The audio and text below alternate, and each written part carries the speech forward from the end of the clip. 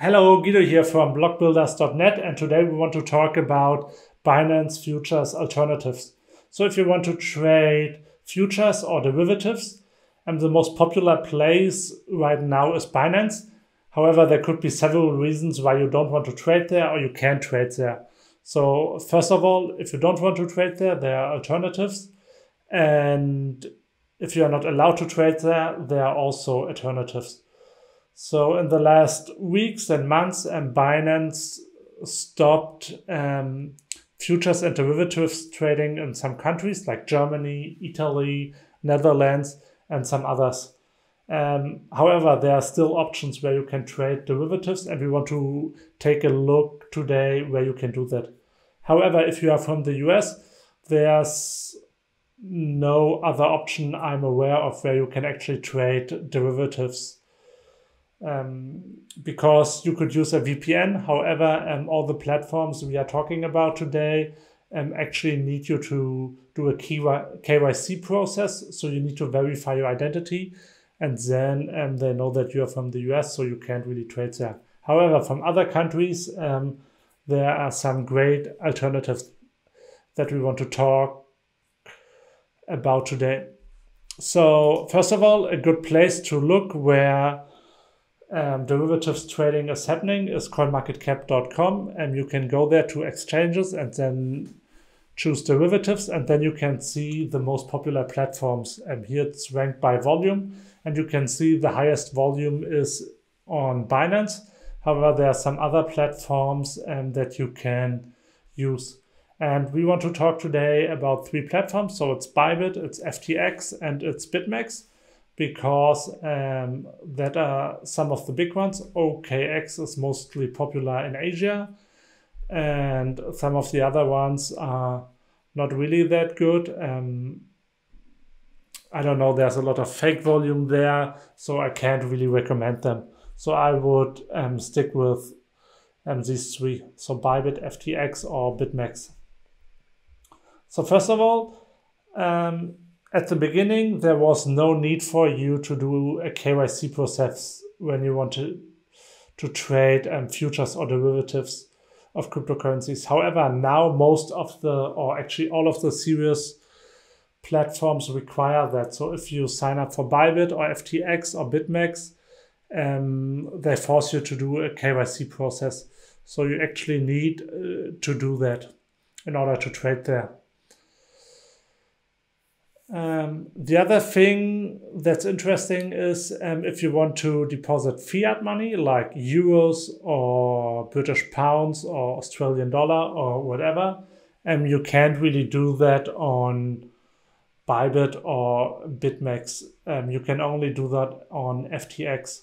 So on FTX, you can just choose a fiat currency, and then you can click deposit, and then you can either do a wire transfer or you can do a card deposit. So that's fairly easy. And if you do a wire transfer, it's basically for free. If you do a card transfer, so if you pay via credit card, they charge you 3%. So it's always better to do a wire transfer, even if it takes 3 days. So, however, that's one way to put money into your account on FTX. You could also send some cryptocurrencies there. However, if you want to trade on Bybit or BitMEX, you have to send cryptocurrencies.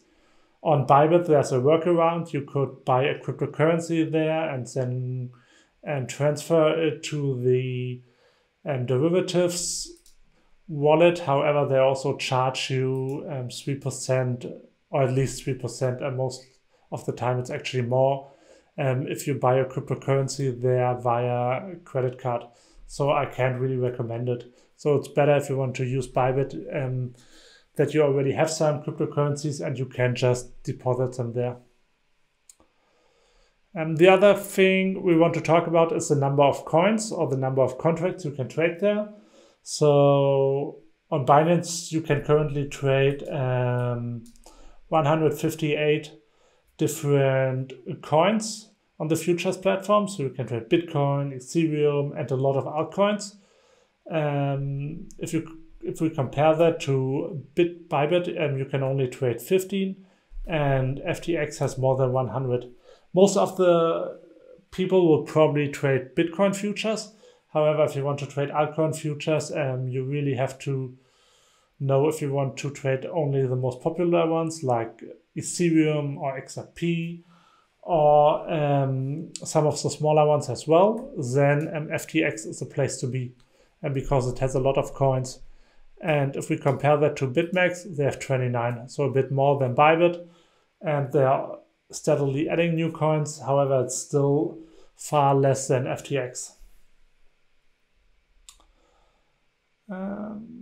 So that's basically it. To sum it up, you need a KYC process for these three platforms. I can only recommend to trade there because I also have a high open interest. That means there's a lot of liquidity on the platform that you can use.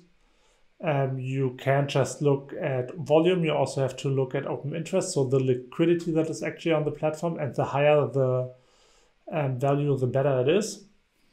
And then there's a difference in coins and a difference in deposits that you can do. So fiat currencies only work on FTX, or the other ones only take cryptocurrency deposits. And on FTX, you can also do euro or British pound withdrawals, so you can get your money back on your bank account with FTX.